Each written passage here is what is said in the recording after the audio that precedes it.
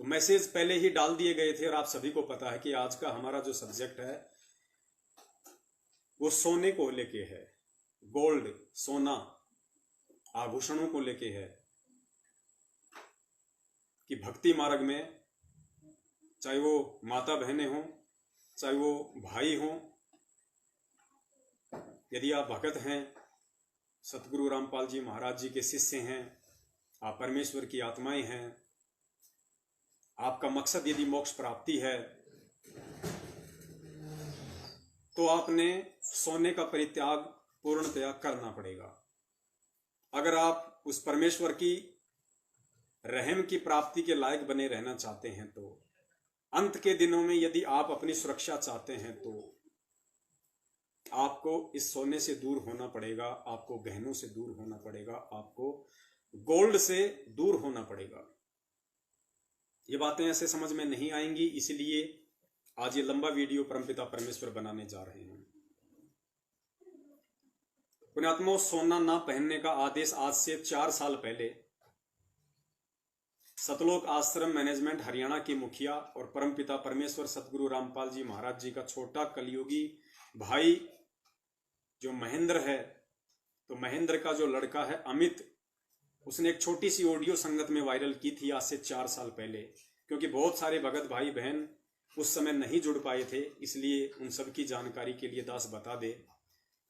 उसने एक छोटी सी ऑडियो संगत में वायरल की थी कि भाई आज मैं हिसार जेल में गया था और गुरुजी ने आदेश दिया है कि मेरी संगत में कोई भी सोना नहीं पहनेगा, ना नाक में, ना कान में, ना गले में, ना हाथ में, क्योंकि सोने में काल बसता है और गुरुजी का सख्त आदेश है कि कोई भी व्यक्ति सोना ना पहने। लेकिन खाली एक ऑडियो निकाल देने से बात नहीं बनती है, लोगों को समझ में नहीं आती है। और दूसरी बात, जब तक वो संदेशा जो आप संगत को दे रहे हैं, जब तक वो संदेशा देने का ठीक का समय नहीं आएगा और संदेशा देने वाला जब तक उस परमेश्वर का कृपा पात्र नहीं होगा, वो संदेशा देने वाला अपने भक्ति रूपी सफर में उस परमपिता परमेश्वर के प्रत्येक आज्ञा और वचन की पालना करते हुए नहीं चल रहा होगा, संदेशे देने वाले की करनी और कथनी में रात दिन का अंतर होगा, तो सामने वाले पे बिल्कुल भी उस बात का असर नहीं होगा। और यही कारण रहा कि पिछले 4 वर्षों में संगत वहीं की वहीं खड़ी है। आदेश पारित करने के बाद भी सार नाम प्राप्त भक्तों ने भी सोना पहनना नहीं छोड़ा। लेकिन पुण्यात्माओं, आज का वीडियो यदि परमपिता परमेश्वर के आशीर्वाद से अंत तक निर्बाध रूप से चलता रहा, बिना किसी रुकावट के, डिस्कनेक्टिंग के, तो दास अपने परमपिता परमेश्वर जी के हवाले से आपको यह कह सकता है कि जो अच्छी आत्माएं होंगी और जो इस मार्ग में मोक्ष प्राप्ति के लिए जुड़ी होंगी, वो आत्मा इस वीडियो के खत्म होते ही, चाहे वो बहन हो, चाहे भाई हो, चाहे उन्होंने नाक में कुछ पहन रखा हो, चाहे कान में पहन रखा हो, चाहे गले में सोना पहन रखा हो, वो पुण्यात्मा तुरंत उसका विसर्जन कर देंगी, उसको उतार फेंकेंगी। और जैसे ही लॉकडाउन खत्म होगा, सबसे पहले सुनार की दुकान पे जाके उसको बेच देंगी। तो चलिए हम शुरू करते हैं गुरुदेव के आशीर्वाद से आज का वीडियो। और सबसे पहले आपको सुनाते हैं महेंद्र जी के गालीबाज सुपुत्र श्री अमित जी की वो ऑडियो जो आज से 4 साल पहले संगत में वायरल की गई थी। सर जी, एक आदेश आया है जी आज, अगर मतलब किसी ने नहीं सोना नहीं पहनना, किसी ने भी, किसी भाई ने, किसी बहन ने, ना चैन, ना गुट्ठी, ना कान में, ना नाक में, कहीं नहीं डालना के बिल्कुल भी। गुरुजन का है कि इसमें काला बसा है और सोना नहीं पहनेगा मेरी संगत कोई भी। मेरा आदेश है यो, इन सख्ती तो पालन करो। इन कही गुरुजन कही है, मैंने लेकिन ने कोई नहीं मानता।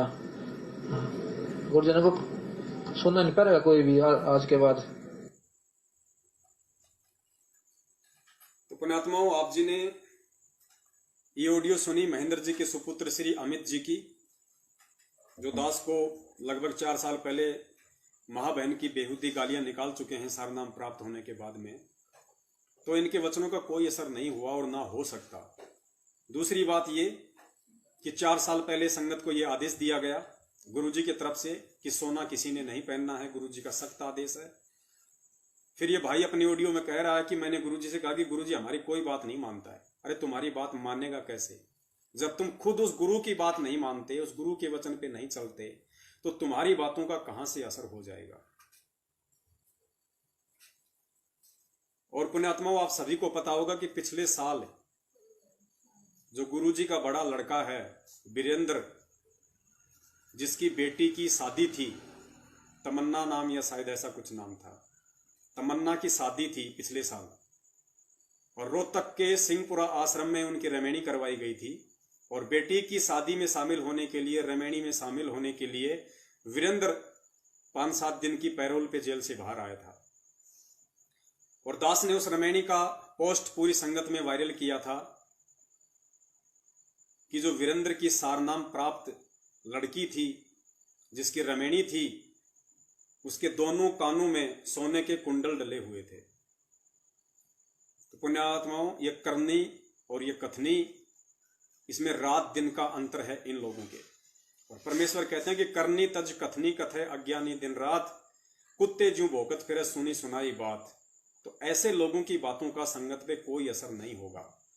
उस भगत की बातों का संगत पे असर होगा जो भगत अपने गुरुदेव के प्रत्येक वचन की स्वयं पालना करता होगा, और फिर गुरुदेव के आदेश अनुसार, उनके निर्देश अनुसार गुरुदेव का निमित्त बनकर, गुरु जी का यंत्र बनकर जब अपने भाई बहनों के लिए सप्रेम, प्यार से, प्रेम से जब संदेशा संगत में देगा, तो डेफिनेटली उसका असर होगा। पुण्यात्माओं, और भी बहुत सारी बातें हैं, क्योंकि ये सोने के ऊपर वीडियो शुरू करने से पहले हमने पहले भूमिका को बहुत ही गहनता से समझना पड़ेगा। हमने एक मजबूत पृष्ठभूमि तैयार करनी पड़ेगी, ताकि हम आगे जो वीडियो हम सुनेंगे, कुछ गुरुदेव के, कुछ रामायण के, फिर हमें दृढ़ता आएगी कि हम भक्ति मार्ग में कहाँ हैं, गुरुदेव के वचन की पालना करने में हम कहाँ हैं। और वो लोग गुरु जी के प्रत्येक वचन पे कुर्बान हो गए जिनको सच्चा गुरु भी नहीं मिला था, जिनको सच्चा नाम भी प्राप्त नहीं था। वो पहले के समय में वो भगत जिनके आज गुणगान गाए जाते हैं, जिनके पास में मोक्ष मार्ग भी नहीं था, जिनका गुरु तत्वदर्शी भी नहीं था, वो अपने गुरु के प्रत्येक वचन पे कुर्बान हो गए। तो सोचिए, आज जब हमें सच्चा गुरु मिल गया, सच्चा भक्ति मार्ग मिल गया, परमात्मा मिल गया, आज तो पुण्यात्माओं हमें कुर्बान हो जाना चाहिए। लेकिन फिर भी हम कहाँ गफलत कर रहे हैं, और उस गफलत के चलते हम कहाँ कहाँ मार खाने वाले हैं और खा रहे हैं। तो भक्ति मार्ग में आने के बाद में सर्वप्रथम तो गुरु वचन, इस बात को हमने गांठ बांध लेनी चाहिए कि गुरु वचन, 2 प्रकार के गुरु वचन। पहला गुरु वचन गुरु का सन्मुख आदेश, और दूसरा सबसे बड़ा गुरु वचन गुरु का सत्संग रूपी आदेश। एक भगत के लिए केवल ये 2 ही प्रकार के आदेश या वचन मानने होते हैं। गुरुदेव के नाम पे कोई थर्ड पर्सन आके आपको कोई आदेश दे, वो गुरु आदेश नहीं होता, गुरु वचन नहीं होता। वो भी अगर आपने मानना है तो अपने गुरु के सन्मुख दिए गए आदेश और गुरु के सत्संग रूपी वचन को पहले ध्यान से पढ़ लेना कि वास्तव में ऐसा कोई आदेश मेरे गुरुदेव की शिक्षा अनुसार है या नहीं है, तभी उसकी पालना करनी है। अन्यथा वो काल का जाल होगा, वो सूक्ष्म चाल होगी काल भगवान की आपको ठगने की। तो पुण्यात्माओं, किस प्रकार इस भक्ति मार्ग में आने के बाद में गुरुदेव के ज्ञान को आधार बना के, गुरुदेव की शिक्षाओं को अपने ऊपर धारण करके हमने जीवित मरना पड़ेगा, तब ये काल भगवान हमें यहां से निकाल फेंकेगा। गुरुजी ने एक सत्संग में बताया कि एक सेठ और सेठानी थे, वो अपने गुरु के पास में सत्संग सुनने जाया करते थे किसी आश्रम में। काफी समय हो गया था उनको साध संगति करते हुए। उनके घर में एक तोता था। तोता काफी समय से पिंजरे में कैद था, और तोता पिंजरे से स्वतंत्र होना चाहता था, लेकिन कोई रास्ता नजर नहीं आ रहा था। पुण्यात्माओं, भले ये कहानी है, लेकिन गुरुदेव ने कहा कि इस कहानी को आधार बना के हमने अपने वर्तमान जीवन में लागू करनी पड़ेगी, तब हम सफल होंगे। ये फॉर्मूले होते हैं, वो सारी सृष्टि का रचनहार भी यहीं के फॉर्मूले बता बता के हमें समझाने की कोशिश करता है, क्योंकि हम इस काल के लोक में रहते हैं और हम यहाँ की भाषा से ही हम समझ पाएंगे। देखिए, यदि हम जानवर होते और जानवर योनि में यदि मोक्ष प्राप्त हो पाता, तो उस परमात्मा को जानवर बन के ही हमें समझाना पड़ता। लेकिन आज हम मनुष्य योनि में हैं और मनुष्य योनि में ही मोक्ष प्राप्त किया जा सकता है। तो परमेश्वर आज देवता योनि में नहीं, बल्कि मनुष्य योनि में आके एक लीला करके ही, अपने जैसा बनके ही हमें समझा रहे हैं। तो ठीक इसी प्रकार हमने इन सांसारिक उदाहरणों को आधार बना के इन चीजों को समझना होगा कि गुरुदेव हमें क्या पाठ पढ़ाना चाह रहे हैं, गुरुदेव हमें किस रास्ते पे लगाना चाह रहे हैं। तो जब वो सेठ और सेठानी आश्रम में जाने लगे तो उस तोता ने कहा कि सेठ जी, बोला हाँ भाई, बोलो आप सत्संग में जा रहे हो, आप मेरी एक प्रार्थना गुरुदेव से लगा देना। बोला बताइए क्या प्रार्थना है। आप गुरुदेव से ये पूछना कि गुरुदेव मेरे घर में जो तोता है उसने ये सवाल किया है, आप जी से ये प्रश्न किया है, ये प्रार्थना भेजी है कि हे गुरुदेव इस पिंजरे से मेरी मुक्ति कब होगी, इस पिंजरे से मेरी मुक्ति कैसे होगी। तो सेठ ने कहा कि कोई बात नहीं, ये तो मैं पूछ लूंगा। सेठ और सेठानी सत्संग में चले गए। सत्संग समाप्त होने के उपरांत उनको याद आया कि भाई उस तोताराम ने कोई गुरुदेव से प्रार्थना लगाने के लिए याचना की थी। तो सेठ जी सत्संग के उपरांत गुरुदेव के पास गए और कहा कि गुरुदेव मेरे घर पे एक तोता है, काफी समय से वो पिंजरे में कैद है, आज उसने एक प्रार्थना भेजी है आपके लिए। उसने कहा कि गुरुदेव से ये याचना करना, मेरी तरफ से ये प्रार्थना करना और गुरुदेव से पूछना कि इस पिंजरे से मेरी मुक्ति कैसे होगी। पुणात्माओं, इस कथा में पैरालल हमने तत्व ज्ञान आधार से समझना होगा। पिंजरा 21 ब्रह्मांड, तोता आप और हम सभी जीव, और तोते को पिंजरे में कैद किसने कर रखा? उस सेठ ने, वो काल रूपी सेठ। और समाधान किससे पूछा? गुरु से। तो जब ये सवाल सेठ ने अपने गुरु से किया तो पुण्यात्माओं गुरुदेव अचानक से बेहोश होके जमीन पे गिर पड़े, ना हिल रहे ना डुल रहे, बिल्कुल शांत। तो सेठ को तो पसीने आ गए कि यार ये मैंने क्या पूछ लिया, और मेरे पूछने से गुरुजी के दिल का दौरा पड़ गया। सेठ तो दबे पांव वहां से निकल गया कि कल को कोई आफत ना आ जाए, मेरे ऊपर कोई ब्लेम ना आ जाए। सेठ और सेठानी वापस अपने घर को आ गए। घर पे जैसे आए तो तोता ने पूछा जी मेरी जो प्रार्थना थी क्या आपने गुरुदेव से पूछी? तो सेठ ने नाराज होते हुआ कहा कि नालायक, तूने क्या सवाल पूछने को कहा था? जैसे ही मैंने तेरा सवाल पूछा कि गुरुदेव, उस तोते ने कहा कि अपने गुरुदेव से पूछना कि मेरी इस पिंजरे से कैसे मुक्ति संभव है, मैं कैसे मुक्त हो पाऊंगा। तो नालायक तेरा सवाल सुनते ही तो गुरुजी बिल्कुल बेहोश होके गिर गए। पता नहीं अभी तक भी होश में आए हैं नहीं आए, हम तो वहां से निकल के आ गए। पुण्यात्माओं तोताराम समझ गया, शब्द सैन सतगुरु की पहचानी, पाया अटल सुहाग रे। वो सत्संग में जाने वाला, रात दिन गुरु की संगति करने वाला, वो मूड नर अपने गुरु के सत्संग रूपी वचनों को नहीं समझ पाया जो गुरु समझाना चाह रहा था। और वो तोता जिसे अपने आत्म कल्याण की चिंता थी, जो उस पिंजरे से कैद होना चाहता था, उसको गुरुदेव का संकेत समझ में आ गया। और जैसे ही उसने सेठ के मुख से ये बात सुनी कि गुरुदेव तुरंत पछाड़ खा के नीचे गिर गए, बेहोश हो गए, उसी क्षण वो तोता एकदम से उस पिंजरे के अंदर बेहोश होके गिर जाता है। ना हिलता है ना डुलता है, सांस को रोक के स्थिर करके अपने श्वासों को बिल्कुल ऐसे गर्दन नीचे डाल के पैर ऊपर करके पंजे ऐसे पड़ा है कि वास्तव में ये मर चुका है। अब सेठ को टेंशन होगी कि यार ये कोई भूत प्रेत की बाधा तो नहीं है, ये क्या चीज है, क्या बला है। तोते का सवाल गुरुजी से किया तो गुरुजी बेहोश होके गिर गया, और गुरुजी का समाचार जब तोते को बताया तो तोता मर गया। उसने तोते को हाथ से 1-2 बार ऐसे किया, वो कुछ प्रतिक्रिया नहीं की उसने। तो सेठ ने सोचा कि तोता मर गया, और सेठ ने उसे मरा हुआ जान के तुरंत उसको पिंजरे से बाहर निकाला और साइड में रख दिया। और पुण्यात्मा जैसे ही तोता पिंजरे से बाहर निकला तुरंत उड़ान भर गया, वो फ्री हो गया, आजाद हो गया। पुण्यात्मा कितनी गहरी शिक्षा हमें गुरुदेव ने सत्संग के माध्यम से बताई थी। पता नहीं शिक्षा को हम में से कितने भगत भाई बहनों ने समझा और कितनों ने अपने जीवन पे लागू करने का प्रयास किया। जैसे ही सेठ ने गुरुजी के विषय में बताया कि ऐसे ऐसे गुरुजी बेहोश होके गिर गए, तो तोता समझ गया संकेत को कि अगर मेरा गुरु इसको ये बात बता देता कि बेटा अगर उसे बाहर निकलना है तो उसको मरना पड़ेगा,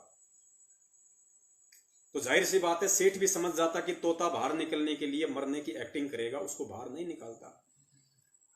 लेकिन सेठ ने उसको बताया कि गुरुजी अचानक से गिर गए, तोता संकेत को समझ गया कि गुरुजी मुझे क्या बताना चाहते हैं। गुरुजी कहना चाहते हैं कि बेटा, यो गुरु ज्ञान विज्ञान वाणी, जीवित ही जग में मरो। कि मेरा सत्संग सुन के, मेरा ज्ञान समझ के तुम्हें अपने आप को इन सांसारिक वस्तुओं से, इन भौतिक वस्तुओं से, इन मोह माया से, ईमान बड़ाई अहंकार से तुम्हें जीवित मरना पड़ेगा, तुम्हें जीवित मिट्टी बनना पड़ेगा। कि ना तू लाया था, ना कुछ लेके जाएगा, सब कुछ यहीं छोड़ के तुझे जाना है। तो तोता संकेत को समझ गया कि जब तक मैं जीवित नहीं मरूंगा तब तक मुझे ये सेठ यहां से नहीं निकालेगा। तो तोते ने तुरंत बेहोश होने की एक्टिंग की। सेठ ने समझा मर गया, निकाल दिया तोता फ्री। तो पुण्यात्माओं, ये काल बली, ये ज्योति निरंजन 21 ब्रह्मांड का स्वामी हम आत्माओं को तब तक इस 21 ब्रह्मांड रूपी पिंजरे से आजाद नहीं करेगा जब तक कि हम अपने गुरुदेव की शिक्षाओं पे चलते हुए, अपने गुरुदेव के प्रत्येक वचन की पालना करते हुए, अपने गुरुदेव के सत्संगों को समझते हुए, जब तक हम जीवित मरना नहीं सीख जाएंगे। उसके बाद ये काल चाहे हमें टोले, चाहे टटोले, चाहे हमें तोड़ने की कोशिश करे, चाहे मरोड़ने की कोशिश करे, चाहे हमारे को ये धन संपदा देके दोबारा से जीवित करने की कोशिश करे, चाहे हमारा ये तिरस्कार करवाए, चाहे ये हमें सम्मान दिलवाए, ये किसी भी प्रकार से छल बल से हमें गुरु और भक्ति से दूर करने की कोशिश करे, यदि हम जीवित मर जाएंगे अपने गुरु के वचन पे चलते हुए, अपने गुरु के प्रत्येक आदेश की पालना करते हुए, कि गुरु जी ने कह दिया बेटा नंगा ही तू आया, नंगा ही तू जाएगा, बीच में गैबी ख्याल है और कुछ नहीं है। हम यहाँ की किसी भी भौतिक वस्तु की लालसा अपने अंदर नहीं पालेंगे, केवल हैंड टू माउथ रहेंगे। साईं इतना दीजिए जिसमें कुटुंब समाव, हम भी भूखे ना रहें, अतीत न भूख हो जाए। और जब तक ये दिखावा, ये मान बढ़ाई, ये चोंचले जब तक हम नहीं छोड़ेंगे, जब तक हम साधु नहीं बनेंगे, अपने परमेश्वर के कृपा पात्र नहीं बनेंगे, गुरुदेव हमें जितना सीधा और सरल बनाना चाहते हैं, जब तक हम उतना सीधा और सरल नहीं बनेंगे, पुण्यात्माओं, ये 21 ब्रह्मांड रूपी पिंजरे से ये काल बली हमें फ्री नहीं करेगा, आजाद नहीं करेगा। तो हमने उस तोते वाली एक्टिंग यहां पे करनी पड़ेगी। और उस तोते वाली जो एक्टिंग है, उसका एक मुख्य जो हिस्सा है वो पुण्यात्माओं गुरु वचन की पालना है। पुण्यात्माओं, गुरु जी ने एक सत्संग में बहुत ही गहरी बात कही जो आज हमें समझ लेनी चाहिए। गुरुदेव ने बताया कि नाम दीक्षा लेने के बाद भी वो परमात्मा केवल अपनी विशेष आत्माओं की ही रक्षा करता है। ये बहुत गहरी बात है। यानी नाम दीक्षा लेने के बाद भी, सतगुरु शरण में आने के बाद भी, सतगुरु केवल अपनी विशेष आत्माओं की ही रक्षा करता है, बाकी आत्माओं की रक्षा नहीं करता। तो विशेष आत्माएं कौन है? जो आत्माएं गुरुदेव के प्रत्येक वचन पर खरी उतरेंगी। गुरुदेव ने कहा बेटा आज शाम को तुझे चपाती नहीं बल्कि ये कंकर पत्थर खाने हैं तो खाने हैं, चाहे भले सामने रसगुल्ले की प्लेट क्यों ना रखी हो, हमने कंकर पत्थर खाने हैं। ये भी नहीं सोचना कि कंकर पत्थर खाते समय मेरे दांत टूटेंगे या बचेंगे। हमने केवल गुरु आदेश, गुरु वचन की पालना पे फोकस करना है। बहुत सारी बातें हैं, ज्यादा लंबा चलेंगे तो समय इतना नहीं बचेगा क्योंकि वीडियो आगे बहुत लंबा हो।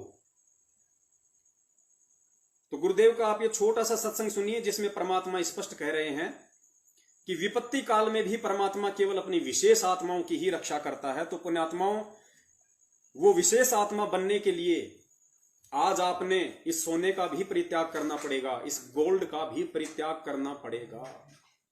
प्रत्येक वचन पे आपने चलना होगा, तभी परमात्मा उस विपत्ति के समय में, उस युग परिवर्तन के महासंग्राम में उन आत्माओं की रक्षा करेगा। क्योंकि जो आत्मा गुरु के प्रत्येक वचन पे चलेगी वही आत्मा गुरु की विशेष आत्मा कहलाती है। सुनिए गुरुदेव का सत्संग। महाभारत कितना भयंकर युद्ध हुआ, उसमें पांडवों की रक्षा बनी और सब मत दुनिया मर गई। ऐसे ही परमात्मा ऐसी आपत्तियों में कबीर परमेश्वर के बच्चों को, कबीर परमेश्वर की जो विशेष आत्माओं को, विशेष कौन सी होती हैं? जैसे वैसे तो हम कबीर जी के सभी बच्चे हैं, सभी उसी का आत्मा है। कीड़ी, हाथी, कुंदर, राजा, रंग, महादेव, ब्रह्मा, विष्णु, महेश और हम। विशेष आत्मा वो है जो उनकी आज्ञा का पालन करके उनके अनुसार चल रहे हैं। जैसे एक विशेष आत्मा कौन है? जो उनकी आज्ञा का पालन करके उनके प्रत्येक वचन पे चल रहे हैं, वो विशेष आत्माएं होती हैं। ध्यान से सुनिए एक बार दोबारा। महेश और हम। विशेष आत्मा वो है जो उनकी आज्ञा का पालन करके उनके अनुसार चल रहे हैं। जैसे एक पिता की 5-6 बेटे हैं और 2 पुत्र उसकी आज्ञा का पालन ना करके बकवाद करते हैं, कि तो चोरी करते हैं, कि तो लठ बजाते हैं, कोई झगड़ा करते हैं, तो वो विशेष आत्मा उसके बच्चे नहीं है। आत्मा में दुख तो होता है, लेकिन वो उसकी आज्ञा से बाहर जा करके है, तो उन पर विशेष ध्यान ना दे करके पिता उनकी तरफ विशेष ध्यान देता है, जो उसकी मर्यादा में चल रहे हैं। जो उसकी मर्यादा में चल रहे हैं उन पे परमात्मा विशेष ध्यान देता है। तो पुण्यात्माओं, नाम दीक्षा लेके, सतनाम लेके, सारनाम लेके अगर कोई कुकर्म कर रहा है तो उसको करने दो, हमें ध्यान नहीं देना। अगर कोई गुरुदेव से नाम दीक्षा लेके और सतनाम प्राप्ति के बाद भी यदि कोई सोना धारण करता है, ज्वेलरी पहनता है, चाहे आर्टिफिशियल हो, चाहे सोना हो, चाहे चांदी हो, हमने उन पे ध्यान नहीं देना। वो अपने कर्म फोड़ते रहें। हमने सतगुरु का कृपा पात्र बनना है, हमने अपने आत्म कल्याण की चिंता है, तो हमने गुरु के प्रत्येक वचन की पालना करनी होगी। स्पष्ट कर दिया गुरुदेव ने कि विशेष आत्मा वो होती हैं जो अपने गुरु के आदेश में चलते हुए उनके प्रत्येक वचन की पालना करती हैं। और जो लड़ाई झगड़ा करे, जो कर्म कुकर्म करे, जो आप देख रहे हो, जो राजनीतियां कर रहे हैं, जो आरक्षणबाजियां कर रहे हैं, जगत वालों के साथ में बहन के ठहाके लगाते हैं, जगत वालों के साथ में मिलके उनकी सीबीआई जांच के लिए प्रयास करते हैं। बताओ, भगत होके गुंडों की सीबीआई जांच को, पात्रों को दान दे रहे हैं, भक्तों के साथ में मारपीट करते हैं। जैसे ये सारे सारनाम प्राप्त सतलोक आश्रम मैनेजमेंट हरियाणा के वर्ल्ड कोऑर्डिनेटर से लेके मुख्य सेवादार जयपुर में आके मुझ पवन दास के घर पे, दास के जो बच्चे हैं उनको रसोई में धक्का मार के बंद करके बाहर से कुंडी लगा के, और 4-5 ये सारनामी लोग 10 मिनट तक मुझदास को जानवर की तरह होकी से मारते हैं। पुण्यात्माओं, कौन विशेष आत्माएं हैं परमात्मा की? इसलिए ये साध संगति जरूरी है, ताकि हम उन दुष्ट आत्माओं की संगति से बचें और परमेश्वर के आदेश पे चलते हुए उनके प्रत्येक वचन की पालना करते हुए हम उनके कृपा पात्र बने। क्योंकि हमें परमात्मा चाहिए, हमें सतलोक चाहिए, हमें सतगुरु चाहिए, हमें जगत नहीं चाहिए, हमें सोना नहीं चाहिए, हमें चांदी नहीं चाहिए। हमें इस देश और दुनिया की लोक लाज के भय से दूर हटके हमने अपने सतगुरु की मेहर चाहिए। परमेश्वर कहते हैं, लोक लाज मर्याद जगत की तिनके जो तोड़ बगावे, जब कोई राम भगत गति पावे। तो आज जो मेरी माता बहनें हैं, जो आज ये वीडियो देख रही हैं और जो अभी तक सोना पहनना नहीं छोड़ पाई हैं, रीजन चाहे कुछ भी हो, चाहे उन्हें जानकारी ना हो इस चीज की, इसलिए वो नहीं छोड़ पा रही थी, या कोई मान बढ़ाई का रीजन हो, कोई दिखावे का रीजन हो कि पड़ोसी क्या कहेंगे, रिश्तेदार क्या कहेंगे कि तूने तो सोना भी नहीं पहन रखा, तूने कान में भी नहीं पहन रखा, ये क्या कर दिया तूने। चाहे मान बढ़ाई हो, चाहे बिना जानकारी के। तो अगर मान बढ़ाई है तो आज मान बढ़ाई को भी आपने तोड़ के फेंकना होगा। अगर अज्ञानता है तो उसके लिए परमात्मा आज अपने दास को निमित्त बना के आप जीव तक ये संदेशा पहुंचा रहे हैं। तो स्पष्ट हुआ कि परमेश्वर केवल आपत्ति के समय में अपनी विशेष आत्माओं की ही रक्षा करता है, अन्य आत्माओं की रक्षा नहीं करेगा। अब देखिए सतगुरु का वचन क्या है सोने को लेके, गहने को लेके। पहले आप सतगुरु देव जी के इस वचन को ध्यान से सुनिए, ध्यान से देखिए आप कि गुरुजी हमें सोना पहनने को लेके क्या निर्देशित कर रहे हैं। हमें गुरुजी सोना पहनने का आदेश दे रहे हैं या सोना पहनने से मना कर रहे हैं। अगर मना कर रहे हैं तो ये हमारे गुरु का आदेश है, और अपने गुरु के प्रत्येक आदेश की, उनके वचन की पालना हमारा प्रथम कर्तव्य, हमारा प्रथम धर्म है। यदि हम भगत हैं तो भक्ति बिना क्या होते हैं ये भरम रहा संसारे, रति कंचन पाया नहीं रावण चलती बार। सर्व सोने की लंका थी, किसा को बद्दी था, करके भक्ति सिद्धि प्राप्त रिद्धि प्राप्त करके, और सोने की लंका जैसे हम गारा की ईंट पका के और मकान बनाते हैं, वो सोने की ईंट बना के, छोटी छोटी ईंटें होती थी पहले, और उनसे सोने ही की वो गारा बना के और महल बनवा रखे थे उसने। इतना धनी था। और आप दौरे मुश्किल से 50-20 ग्राम 20 तोले सोना होगा था, बड़ा बड़ा सेठ होगा जिस पर 20-30-40 तोले सोना हो गया। कहते वो रति नहीं लेके गए, ग्राम भी नहीं ले जा सका, तुम कहां ले जा सकोगे, और के कला तोड़ दोगे 40 तोले सोने में। अब आगे ध्यान से सुनना, गुरुदेव हम आत्माओं को क्या आदेशित कर रहे हैं, क्या आदेश दे रहे हैं। 40 तोले सोने में, ये तो खाम खागा सर दर्द है। सोना तो घर में बना रखना चाहिए आपने, और ना इसको पहनना चाहिए। क्या फायदा का सोने के विषय में गुरुदेव कह रहे हैं कि ये तो खाम खा का सिर दर्द है, इसको तो घर में भी नहीं रखना चाहिए, आपने पहनना भी नहीं चाहिए। एक बार ध्यान से सुन लीजिए गुरु वचन को। हम बहुत शब्द सुनते हैं कि भाई जो गुरु वचन पे डट गए कट गए फंद 84 के, भाई जो गुरु वचन पे डट गए कट गए फंद 84 के, लेकिन गुरु के वचन क्या हैं ये हम नहीं जान पा रहे। सत्संग सुनते हैं, सत्संग में गुरु जी ने कितनी बार हमें आदेशित किया, निर्देशित किया, हम लोग ध्यान नहीं दे पाए।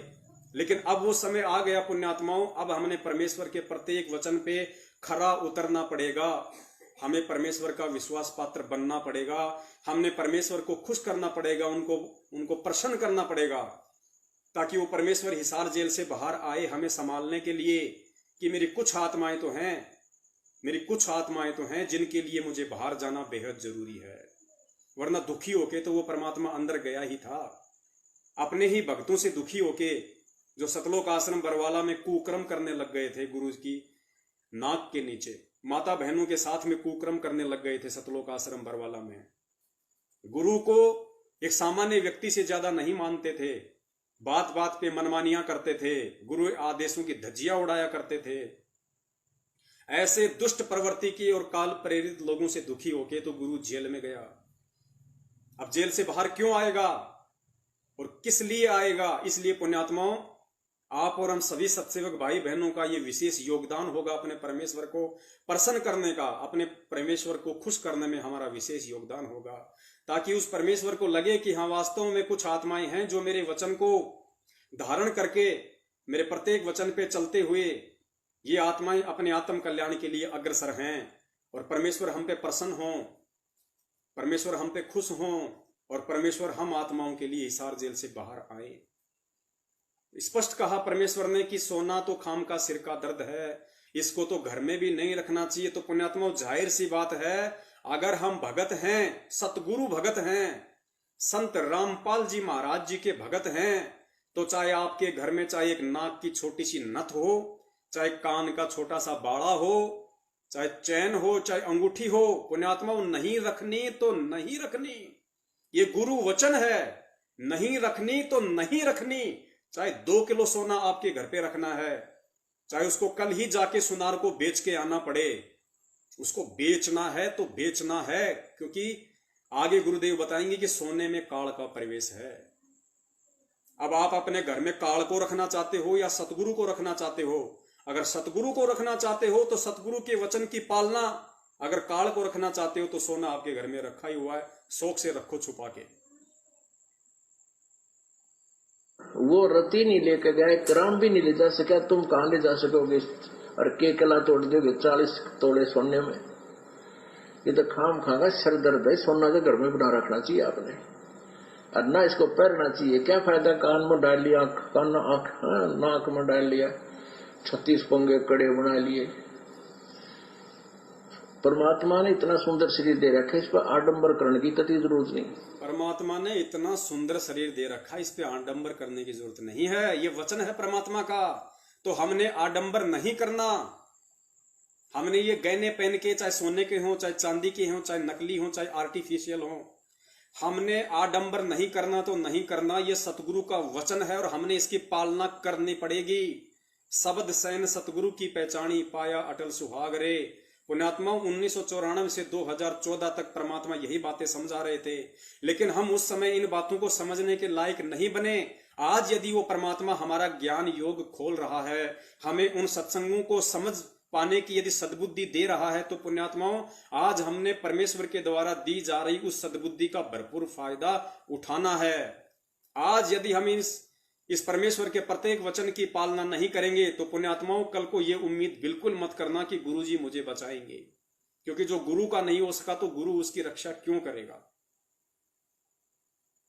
और ना इसको पढ़ना चाहिए, क्या फायदा कान में डाल लिया, कान आंख नाक में डाल लिया, 36 पंगे कड़े बना लिए। परमात्मा ने इतना सुंदर शरीर दे रखा है, इस पर आडंबर करने की कतई जरूरत नहीं। इसे भगवान रुष्ट होता है।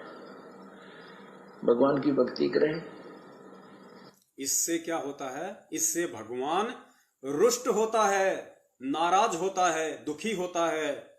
और रोज परमात्मा नित्य नियम में पढ़ाते हैं कि जिन बातन से गुरु दुख पावे तिन बातों को दूर भगावे, सतगुरु को पूर्ण ब्रह्म कर जाने और भाव कभू नहीं आने।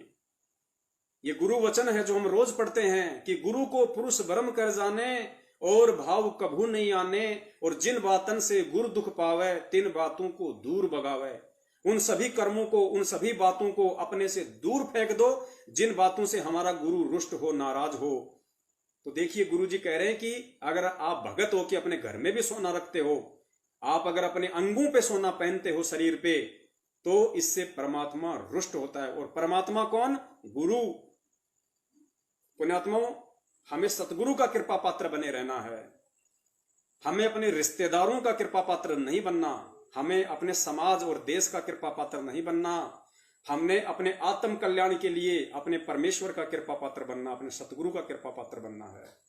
और सतगुरु का कृपा पात्र बनने में और उनके प्रत्येक आदेश की और वचन की पालना करने में, चाहे हमें कितना ही नुकसान होता क्यों ना दिखाई दे, वो हमें दिख रहा है, लेकिन वो परमेश्वर नुकसान होने नहीं देगा।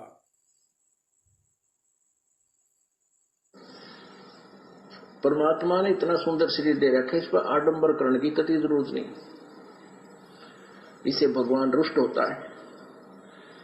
भगवान की भक्ति करें, चाहे किसा भी शरीर है, काला है, गोरा है, जैसा भी मालिक ने दिया है, इसमें हम परमात्मा पा सकते हैं।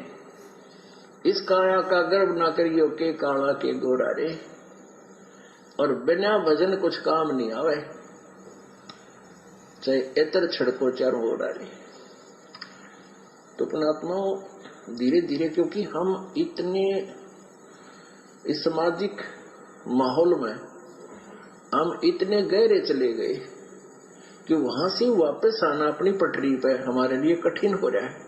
हम दलदल में धस गए, लेकिन परमात्मा का सहारा आपको एक क्रेन का काम करेगा। पुण्यात्माओं समझदार के लिए तो अपने गुरु के वचन से बढ़ के और कोई संकेत नहीं होता है। एक शिष्य के लिए अपने गुरुदेव के आदेश से बढ़ के और कोई बात नहीं होती है। लेकिन चूंकि हम जीव हैं और परमात्मा कहते हैं कि अगर किसी भी पॉइंट से, किसी भी शब्द से, किसी भी घटना से यदि हमें सतगुरु के वचन के ऊपर चलने की प्रेरणा मिल जाए तो इससे अच्छी कोई बात नहीं हो सकती। तो ये तो हमारे गुरु का वचन जो आपने सुना एक शिष्य के लिए, ये कोई पवनदास अपनी तरफ से नहीं कह रहा है। और ना ही मैं, जैसे बहुत सारे भगत भाई बहन ये कमेंट्स कर रहे हैं कि हम आपकी बातों में नहीं आने वाले हैं। अरे भाई, मैं भी यही चाहता हूं कि आप मेरी बातों में ना हो, लेकिन अपने गुरुदेव की बातों में तो आओ। इस मोबाइल के माध्यम से मैं आपको जो सत्संग सुना रहा हूं, मुझ पवनदास की बात नहीं है, आपके पूज्य गुरुदेव जी का सत्संग है, आपके पूज्य गुरुदेव जी की बात है। तो भाई उनमें तो आपने आना पड़ेगा। और आप ये सत्संग सुन के भी कह रहे हो कि हम आपकी बातों में नहीं आने वाले, तो सोचिए अभी आप अध्यात्म में कहाँ हैं। अभी आपको कितनी जरूरत है इस परमेश्वर के ज्ञान को आधार बनाने की। आप किस गफलत में जी रहे हैं।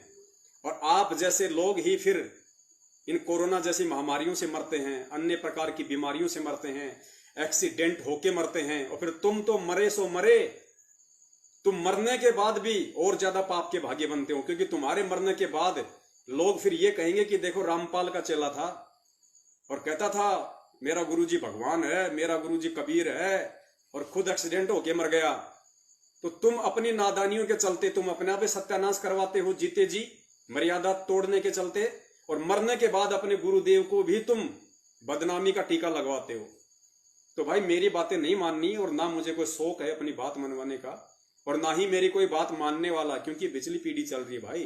परमात्मा ने शिक्षा दे दी है, अब कोई किसी की बातों में नहीं आएगा, सब परमेश्वर की बातों में आएंगे। तो देखिए पुण्यात्माओं, महाभारत हम सबने देखा होगा, और महाभारत में राजा परीक्षित का एक उदाहरण आता है कि किस प्रकार महाभारत के बाद में जो कलयुग का जो आगमन हुआ, तो जो कलयुग था, जो कली था, सर्वप्रथम उसका वास सोने के अंदर हुआ, गोल्ड में, क्योंकि ये नियति थी। जिस प्रकार सतयुग के बाद में त्रेता युग आता है, त्रेता के बाद में द्वापर आता है, द्वापर के बाद में एक कलयुग आता है, तो कलयुग ने तो आना ही आना था। और जब वो कली, वो काल भगवान राजा परीक्षित से उसकी भेंट हुई और उसने अपने रहने की जगह मांगी, तो राजा परीक्षित ने उससे कहा कि आप सोने में निवास कर सकते हैं, आप सोने में वास कर सकते हैं, गोल्ड में। और ये शब्द सुनते ही, ये आज्ञा प्राप्त करते ही काल भगवान ठाके मार के हंसने लगा, और सोना राजा जो परीक्षित था उसके मुकुट के ऊपर था, उस मुकुट में जाके समा गया सूक्ष्म रूप में, और तुरंत उसने राजा जो परीक्षित था उसकी बुद्धि को बदल दिया काल प्रेरणा से। और जो शमिक ऋषि था उसके गले में मरा हुआ सांप डलवा दिया, और शमिक ऋषि के बेटे ने राजा परीक्षित को तक्षक नाग के डगने का श्राप दे दिया। तो राजा परीक्षित के सिर पे सोने का मुकुट, राजा परीक्षित ने उसे को कहा कि आप सोने में रह सकते हो, सोने में प्रवेश कर सकते हो। ये आदेश पाते ही सबसे पहले उसने सोने में प्रवेश किया, राजा के मुकुट में समा गया, क्योंकि मुकुट सोने का था। और मुकुट में समाते ही अपना काम उसने शुरू कर दिया, काल प्रेरणा, राजा की बुद्धि को भ्रमित कर दिया। तो पुण्यात्माओं, इस सोने को जब हम पहनेंगे, नाक में पहनेंगे, कान में पहनेंगे, यहां पहनेंगे, हाथ में पहनेंगे, तो सोचिए उस सोने के माध्यम से हम किसको धारण किए हुए हैं, हमारे साथ में कौन है। क्योंकि सतगुरु का वचन तोड़ने से सतगुरु तो साथ है नहीं, लेकिन उस सोने के माध्यम से काल 24 घंटे हम भक्तों के साथ में है। तो हमें काल प्रेरित विचार ही आते रहेंगे और हम विनाश की तरफ ही बढ़ते रहेंगे। तो ध्यान से सुनिए एक बार ये वीडियो, और फिर इस वीडियो के माध्यम से परमात्मा जो विश्लेषण करवाएंगे आपको बहुत सारी बातें समझ में आएंगी। महाराज परीक्षित की भेंट कलयुग से हुई।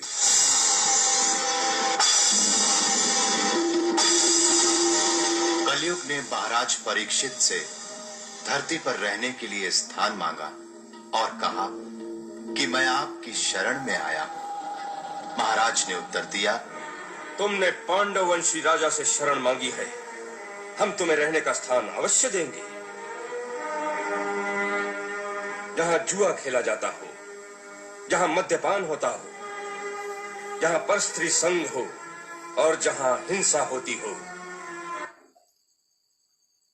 देखिए पुण्यात्मा, राजा परीक्षित ने उसके कहने पे कि महाराज मैं कलयुग हूं और मुझे रहने की जगह दो, तो कलयुग को रहने के लिए कौन कौन से जगह बताई राजा परीक्षित ने, जहां पे जुआ खेला जाता हो। जुआ मतलब ताश। अब बहुत सारे भाई कह देते हैं कि यार गुरुजी ताश खेलने के लिए क्यों मना करते हैं, ताश में क्या दिक्कत है, ना कोई नॉनवेज है ना कोई दारू है, आपस में भाई लोग ही तो बैठ के ताश खेलते हैं, ताश खेलने में क्या दिक्कत है। तो देखो पुण्यात्माओं, इन घटनाओं से हमें समझ में आएगा कि राजा जो परीक्षित था उसने कहा कि जहां पे जुआ खेला जाता है वहां पे जाके तुम निवास करो। तो जुआ खेलने की जो जगह है, जो ताश खेलने की जगह है, वहां पे काल का निवास है। क्योंकि ताश खेलते खेलते खेलते खेलते कौन सी बात पे वो अड़ जाए, धक्का धक्की हो जाए, मुक्का मुक्की हो जाए, 1 मिनट में लेके पत्थर सामने वाले का सिर फोड़ दे, हो गया काल का प्रवेश। इसलिए गुरुदेव कहते हैं कि बच्चों ना हमने ये ताश भी नहीं खेलनी, ताश खेलने वालों के पास में बैठना भी नहीं है। तो पुण्यात्माओं, गुरु ने जो वचन बोल दिया उस वचन का एक सार्थक मतलब है। अब वो मतलब हमें समझ में आता है या नहीं आता है, या वो कब आता है, ये बात की बात है, लेकिन गुरु ने जो कह दिया वो फाइनल है। इसलिए हमने गुरु के प्रत्येक वचन की पालना करनी है। तो पहला कहा कि जहां पे जुआ खेला जाता तुम वहां जाके निवास करो। दूसरा कहा कि जहां पे पर स्त्री गमन होता है, जहां पे मतलब वेश्यावृत्ति होती है, जहां पे दुष्कर्म होते हैं, वहां जाके निवास करो। सुनिए 4 स्थान उन्होंने बताए। तुमने पांडव वंशी राजा से शरण मांगी है, हम तुम्हें रहने का स्थान अवश्य देंगे। जहां जुआ खेला जाता हो, जहां मद्यपान होता हो, मद्यपान, जहां पर स्त्री संग हो, पर स्त्री और जहां हिंसा होती हो, हिंसा, सो तुम वहीं रहो। प्रभु, ये चारों स्थान सीमित हैं। मुझे कोई और स्थान भी प्रदान करें।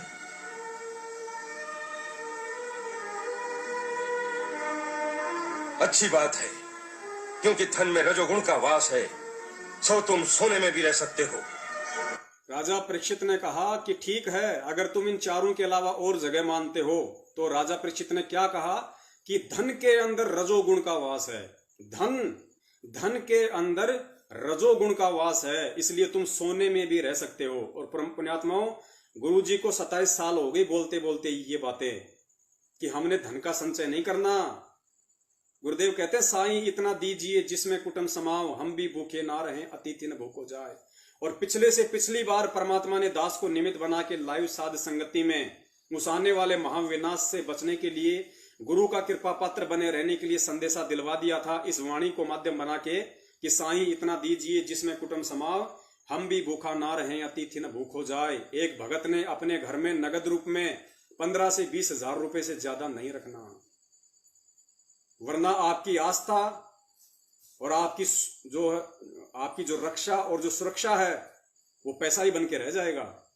और वो पैसा, वो धन आपकी कितनी रक्षा और सुरक्षा कर सकता है, भली बात परिचित है। अंत में रक्षा परमात्मा ही करेगा। आपके घर में चाहे 5 लाख रुपए रखे हैं और आने वाले समय में जो अकाल पड़ेगा, जो भूखमरी होगी, जो दाने दाने के लिए दुनिया मोहताज हो जाएगी, तो आप 1 लाख रुपया देके भी उस समय 1 किलो आटा नहीं खरीद पाओगे। तो बताइए, आपकी रक्षा उस पैसे ने की या वो सतगुरु आपके रसोई में अपनी समर्थता से आटे का मटका भर के करेगा? लेकिन भरेगा किसका? जो सतगुरु के वचन पे चलेगा कि साईं इतना दीजिए जिसमें कुटुंब समाओ, हम भी भूखे ना रहें, अतिथि न भूखो जाए। अगर घर में ज्यादा पैसा है तो परमेश्वर ने उसका इस्तेमाल करना इस दास के माध्यम से आपको संदेशा दिलवा दिया था। अगर गुरु है तो गुरु को दान करो, अगर गुरु नहीं है तो अपने भगत भाई बहनों की हर संभव मदद करो, सहायता करो। तो राजा परीक्षित ने कहा कि तुम सोने में रह सकते हो क्योंकि धन में रजोगुण का वास है। अच्छी बात है, क्योंकि धन में रजोगुण का वास है, सो तुम सोने में भी रह सकते हो। जो आज्ञा प्रभु।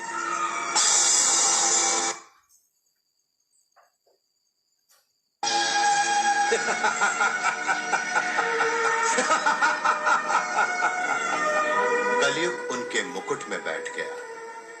उसी दिन शिकार से थके हारे महाराज परीक्षित, देखिए, जैसे ही काल उस मुकुट के माध्यम से सोने में प्रवेश किया और राजा परीक्षित के सिर पे आ बैठा, जो हमारी माता बहनें अपने कान में उस काल भगवान को बैठा के रखती हैं, अपने नाक में उस काल भगवान को बैठा के रखती हैं, अपने गले में उस काल भगवान को बैठा के रखती हैं, और हमारे बहुत सारे भाई अंगूठियों के माध्यम से अपनी उंगलियों में काल भगवान को बैठा के रखते हैं, गले में सोने की चैन पहन के काल भगवान को बैठा के रखते हैं। राजा परीक्षित की उसने तुरंत बुद्धि फेर दी और उसी दिन उसने राजा परीक्षित से वो कांड करवा दिया जो उसकी मृत्यु का कारण बन गया। कलयुग उनके मुकुट में बैठ गया।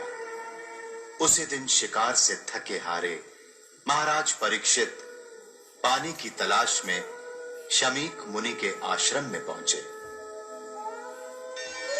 ऋषि उस समय समाधि में ब्रह्मलीन थे।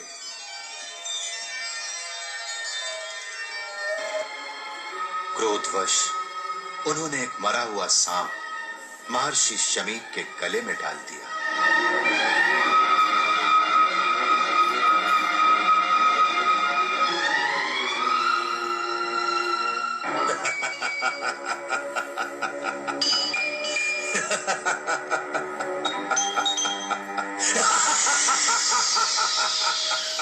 उस शमीक मुनि का पुत्र श्रृंगी बड़ा तेजस्वी बालक था।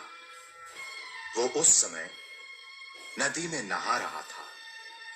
दूसरे ऋषि कुमारों ने वहां जाकर उसे सारा वृत्तांत सुनाया कि किस प्रकार एक राजा ने उसके पिता का तिरस्कार किया है। उनकी बात सुनकर वो क्रोध से पागल हो गया और उसी क्षण नदी का जल अंजलि में भरकर उसने राजा को श्राप दिया। जिस अभिमानी और मूर्ख राजा ने मेरे महान पिता का ऐसा घोर अपमान किया, वही महापापी आज से 7वें दिन तक्षक नाग के काटने से उसकी प्रचंड विषाग्नि में जलकर भस्म हो जाएगा। ये मेरा श्राप इस धरती पर किसी के टाले से नहीं टल सकेगा।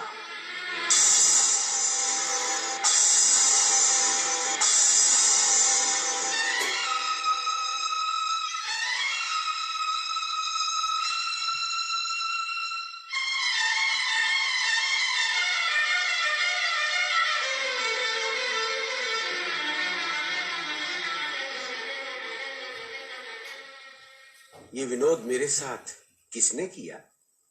गुरुदेव, कोई राजा आया था।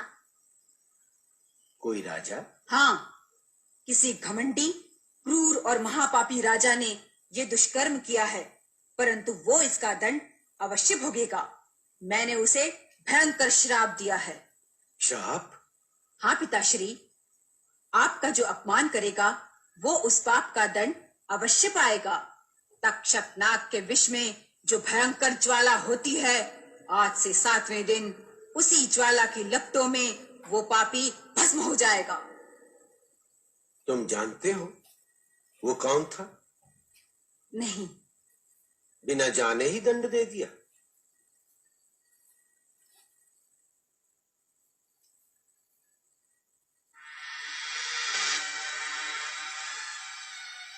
वत्स, तुमने बड़ा अनर्थ कर दिया।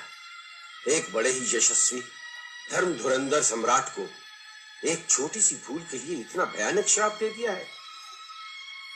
वो परम भक्त, गौ और ब्राह्मणों की रक्षा करने वाले, अपनी प्रजा को संतान की भांति पालने वाले ऐसे राज ऋषि हैं जिनका सम्मान देवता भी करते हैं। मूर्ख बालक, ऐसे राजा के न रहने पर जो संसार में अनाचार फैलेगा, वैदिक आर्य धर्म का लोप हो जाएगा, लोग वर्ण संकर हो जाएंगे। इस पाप में तुम्हारा भी भाग गिना जाएगा। तुमने ये सब सोचे बिना श्राप देकर यह सिद्ध कर दिया है कि कच्ची बुद्धि वाले को अधिक शक्ति नहीं देनी चाहिए। पुण्यात्माओं, 2 पॉइंट आपने यहाँ पे विशेष ध्यान रखने हैं। पहला पॉइंट ये, जब शमीक ऋषि को इस बात का मालूम पड़ा तो उसने अपने पुत्र को डांटा और कहा कि मूर्ख, बगैर सोचे समझे ही तूने उसको श्राप क्यों दिया? बगैर सोचे समझे तूने उसको श्राप क्यों दिया? जबकि वो बहुत ही धार्मिक व्यक्ति है, बहुत बड़ा वो भगत है, लेकिन कुछ समय के लिए काल ने उसकी बुद्धि हर ली और एक छोटी सी गलती उससे हो गई, जिसकी एवज में तूने उसको श्राप दिया। ये तेरी बहुत बड़ी मूर्खता है। तो पुण्यात्माओं, ठीक इसी प्रकार वर्तमान में हम चाहे कितने ही बड़े भगत क्यों ना हो, हम कितने ही गुरु के वचन पे क्यों ना चल रहे हों, हम कितनी ही भक्ति क्यों ना कर रहे हों, अगर सोना हमने अपने शरीर में कहीं भी धारण कर रखा है तो सोने में काल का वास है। सोना आपको काल प्रेरणा से कुछ न कुछ उल्टा सीधा आपसे करवाए ही करवाएगा, और इस समय तो विशेष तौर से करवाएगा, क्योंकि ये तो बहुत भयंकर समय चल रहा है जीव आत्माओं को तोड़ने का। तो बहुत सारे भगत भाई बहन कहते हैं कि हम भक्ति भी कर रहे हैं, हम रमैणी भी कर रहे हैं, नित्य नियम भी कर रहे हैं, मंत्र भी कर रहे हैं, फिर भी हमारे घर में शांति नहीं है, हमारे घर में छोटे मोटे लड़ाई झगड़े होते रहते हैं। तो पुण्यात्माओं, यही कारण है, यही वो सबसे बड़ा कारण है, क्योंकि काल को तो खुद अपने सिर पे बैठा रखा है और गुरु के आदेशों पे हम लोग चल नहीं रहे। तो खाली मंत्र जाप करते रहने से या तोते की तरह रट्टा तीनों समय की आरतियों का लगाने से फायदा नहीं होगा। हमने इस काल भगवान को अपने शरीर से नहीं बल्कि अपने घर से भी निकाल फेंकना पड़ेगा। और दूसरी बात उस समीक ऋषि ने क्या कही अपने पुत्र से कि वत्स, तूने ये साबित कर दिया कि कच्ची बुद्धि वाले को शक्तियां नहीं देनी चाहिए। अगर वो समीक ऋषि उस बच्चे को अगर वो सिद्धियां नहीं देता तो वो श्राप भी नहीं देता, लेकिन उसने बच्चे को सिद्धियां दे दी, शक्ति दे दी, तो बच्चे ने अपनी नादानी के चलते बिना सोचे समझे उन सिद्धियों का उसने गलत फायदा उठा लिया। कि तुमने साबित कर दिया कि कच्ची बुद्धि वाले को अधिक शक्तियां नहीं देनी चाहिए। तो पुण्यात्माओं, जो सारनाम के ऊपर हमने जो वीडियो बनाया था 5-6 महीने पहले, वो ठीक यही प्रक्रिया है। ये समीक ऋषि तो गलती कर सकता है क्योंकि ये जीव श्रेणी में है, लेकिन सतगुरु जो परमेश्वर है वो कभी गलती नहीं कर सकता। वो कच्ची बुद्धि वाले को कभी भी सारनाम नहीं देगा। और आपने पिछले 6 साल से उनके जेल जाने के बाद सतलोक आश्रम मैनेजमेंट हरियाणा स्टेट कोऑर्डिनेटर, जिला कोऑर्डिनेटर, नामदान संचालक, गुरुजी का परिवार, बेटा, भाई, बंधु, रिश्तेदार, ये कितनी कच्ची बुद्धि के हैं, इनके कुकर्म अपने अच्छे से देख लिए होंगे। राजनीति, आरक्षणबाजी, गुंडों की सीबीआई जांच, रक्तदान, देहदान, संगत को ज्योति पाठ और दान के नाम पे ठगना, कुपात्र होके लोगों को दाल चावल आटा जा जा के बांटना गुरुजी के आदेश के विरुद्ध, और भी ना जाने कितने कुकर्म। आरक्षण वालों को जा जाके 16-16 लाख रुपया उनको चंदा देना, जबकि ये गुरुजी का आदेश नहीं है चंदा देना। हरियाणा के 8 गांव में अपने जाट साथियों को धर्मशाला बनवाने के लिए 10 लाख रुपए का चेक देना, ये गुरु आदेश में नहीं है। भक्तों के साथ में मारपीट करना, लड़ाई झगड़े करना, बात बात पे मां बहन की गालियां देना, ये कच्ची बुद्धि का परिणाम है। ये कच्ची बुद्धि जो स्पष्ट दिखाई दे रही है, तो सोचिए समीक ऋषि तो जीव संज्ञा में होने के कारण गलती कर सकता है, लेकिन आपका सतगुरु जो स्वयं परमेश्वर है, क्या वो गलती कर सकते हैं? सारनाम का मतलब होता है शक्ति, पावर। जब आपको सारनाम मिल जाएगा, आपके अंदर शब्द शक्ति आ जाएगी। सार शब्द सरजीवन बूटी, घिस घिस अंग लगावे। सार नाम के जाप से आपके अंदर पावर आएगी, शक्ति, सिद्धियां आ जाएंगी। और सोचिए अगर इनको सारनाम दे दिया होता गुरुजी ने, क्योंकि वो तो परमेश्वर हैं, उनको तो मालूम था, वो तो अंतर्यामी है कि आगे चल के ये नाटक करेंगे, काल इनसे नाटक करवाएगा। तो सोचिए अगर आज इनको सारनाम मिल गया होता पहले, तो सारनाम की कमाई चाहे आप सही करो चाहे गलत करो, कमाई तो होनी है। ठीक है, मर्यादा में रहोगे तो मोक्ष में काम आएगी, मर्यादा में नहीं रहोगे तो राक्षस वाले गुण आ जाएंगे। तो वो राक्षस वाले गुण इन लोगों में आए या नहीं आए? भक्तों को मां बहन की सरेआम गालियां, गुरुजी के परिवार वाले, सारनाम वाले, जो मैं आपको सुना भी नहीं सकता लाइव में। दास को किस तरीके से होकियों से मारना, रोड़ों से मारना, 3-3 बार घर में कैद करके, किस प्रकार भक्तों को धमकियां देना, बात बात पे भक्तों को श्राप दे देना, माता बहनों के साथ में कैसे कैसे कुकर्म इन लोगों ने किए हैं, आपको बहुत सारी वीडियो बना के दिखाएं। तो इनको सारनाम प्राप्त नहीं है, ना तो सतगुरु ने सारनाम दिया, सिवाय एक व्यक्ति के, सिवाय एक भगत के। आज तक गुरुजी ने किसी को भी सारनाम और सार शब्द नहीं दिया। और वो एकमात्र व्यक्ति, वो एकमात्र भगत, वो एकमात्र केवल परमपिता परमेश्वर सतगुरु रामपाल जी महाराज जी के स्वयं के मुंह बोले गुरुदेव स्वामी रामदेवानंद जी महाराज जी हैं, जिनको उस कबीर परमेश्वर ने, जो संत रामपाल जी महाराज जी के रूप में धरती पे प्रकट हैं, उनको सारनाम और सार शब्द देके उनको सतलोक भेजा। उन एक के अलावा आज तक परमेश्वर ने किसी को भी सार नाम और सार शब्द नहीं दिया, क्योंकि जो योग्य होता है वही सार नाम के लायक होता है। तो इस प्रकार पुण्यात्माओं, हमने प्रत्येक पॉइंट पे हमने निष्कर्ष निकालने होंगे कि जो गलतियां ये समीक ऋषि गलती करके पछता रहा है, क्या हमारा गुरु जो अंतर्यामी है, जो आगे तक की जानता है, क्या वो गलती करेगा? मालिक को पहले से इन लोगों के काल प्रेरित आचरणों का पता था, इसीलिए तो बरवाला कांड हुआ था। इसीलिए तो परमेश्वर ने ये छटनी करनी चाहिए थी, ये गंदगी आश्रम से बाहर निकालनी चाहिए थी। ये संगत का परमात्मा ज्ञान योग खोलना चाहते थे कि नालायकों, खाली मेरे सत्संग सुन रहे हो लेकिन निष्कर्ष कुछ नहीं करते, सार कुछ नहीं निकालते। तुम इस कान से सुने, इस कान से निकाल दिए। मैं समझाना क्या चाहता हूं सत्संगों के माध्यम से, उन कहानियों के माध्यम से। तो पुण्यात्माओं, आज हमने वो समझना पड़ेगा। तुम्हारा भी भाग गिना जाएगा। तुमने ये सब सोचे बिना श्राप देकर यह सिद्ध कर दिया है कि कच्ची बुद्धि वाले को अधिक शक्ति नहीं देनी चाहिए। तपस्या से शक्ति अवश्य मिलती है, परंतु जो भगवान के भक्त होते हैं वो इस शक्ति का प्रयोग अपना बदला लेने के लिए कभी नहीं करते। भक्त अब तपस्या से शक्तियां जरूर मिलती हैं, लेकिन जो भगवान के भक्त होते हैं वो इन शक्तियों का प्रयोग अपना बदला लेने के लिए कभी नहीं करते।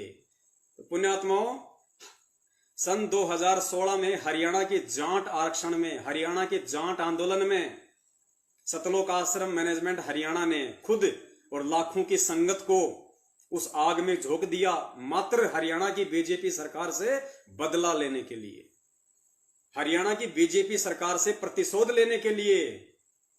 इन्होंने हरियाणा के जाट आरक्षण में जाटों का सहयोग किया, क्योंकि जाटों का जो धरना प्रदर्शन था वो सरकार के खिलाफ था। तो यहां देखिए ऋषि जी क्या कह रहे हैं कि भगवान जो तपस्या करता है, जो भक्ति करता है, उसमें शक्तियां जरूर आती हैं, लेकिन जो भगवान का भगत होता है वो उन शक्तियों का प्रयोग बदला लेने के लिए नहीं करता। तो देखिए सतलोक आश्रम मैनेजमेंट हरियाणा कहां चल रहा है, सतगुरु के वचन पे चल रहा है या काल के आदेश से चल रहा है, ये निर्णय आप लोगों ने स्वयं करना पड़ेगा। सत्सेवकों की सेवा केवल सत्य संदेशा देने की है, अधिक शक्ति नहीं देनी चाहिए। तपस्या से शक्ति अवश्य मिलती है, परंतु जो भगवान के भक्त होते हैं वो इस शक्ति का प्रयोग अपना बदला लेने के लिए कभी नहीं करते। भक्त अपने अपमान, आक्षेप अथवा मारपीट का बदला भी नहीं लेते। भगत अपने आक्षेप, अपने तिरस्कार और मारपीट का बदला भी नहीं लेते। इस दास को 3-3 बार इन लोगों ने जान से मारने की कोशिश की है, 3-3 बार घर में कैद करके। हरियाणा जब हम लोग मध्य प्रदेश में गए थे 2016 में, तो विष्णु साहू वहां का स्टेट कोऑर्डिनेटर, आपने वीडियो देखा होगा किस प्रकार अपनी पूरी शक्ति के साथ में दास के यहां पे लठ मारा। और पुण्यात्माओं, यकीन करना, मैं गुरुदेव के चरणों की सौगंध खा के कहता हूं, उसी समय जब दास वहां से निकला तो एक जगह जाके दास रोने लग गया, और दास ने अपने परमपिता परमेश्वर सतगुरु रामपाल जी महाराज जी से रोते रोते ये प्रार्थना की कि हे परमेश्वर, आप इसको दंड मत देना, ये मेरा भाई है, विष्णु साहू मेरा भाई है, मेरा गुरु भाई है। आज ये काल प्रेरणा से सत्य असत्य का निबेरा नहीं कर पा रहा, लेकिन परमेश्वर ये मेरा भाई है, मेरे मन में इसके प्रति कोई प्रतिशोध की भावना ना है, ना रहेगी। और ये परमेश्वर, आप अपने दास की ये पुकार सुनना, आप इसको परमात्मा दंड का भागी होने से बचाना। रो रो के इस दास ने वहां पे, पुण्यात्माओं, ये प्रार्थना गुरुदेव से की थी 5 मिनट बाद ही। उसके बाद ये लोग जयपुर में आए, मुझ दास को जानवर की तरह वहां पे अधमरा करके चले गए। दास ने इतना भी अपने मन में इनके प्रति कोई प्रतिशोध की भावना नहीं लाई, इतनी भी, क्योंकि हमें परमेश्वर के विधान का पता है, समय आने पे जो जैसा करेगा उसको अपना अवश्य मिलेगा। और आज ये समीक ऋषि क्या शिक्षा दे रहे हैं। जब एक जगत वाला ऐसी शिक्षा दे सकता है, और जब एक परम पिता परमेश्वर गुरु बन के हमें शिक्षा देगा, तो हमें उस शिक्षा पे खरा उतरना पड़ेगा। तो चाहे हमें कोई अच्छा कहे, चाहे हमें कोई बुरा कहे, चाहे हमें कोई मारे, चाहे पीटे, लेकिन हम यदि भगत हैं तो हमने भगत वाले लक्षणों को अंतिम श्वास तक धारण किए रखना होगा, तभी परमात्मा प्रसन्न होगा। परंतु जो भगवान के भक्त होते हैं वो इस शक्ति का प्रयोग अपना बदला लेने के लिए कभी नहीं करते। भक्त अपने अपमान, आक्षेप अथवा मारपीट का बदला भी नहीं लेते। तुमने तो एक निर्दोष राजा पर प्रहार किया है, जिसकी बुद्धि कुछ समय के लिए कलिकाल ने हर ली थी। तुमने ये घोर अनर्थ किया है।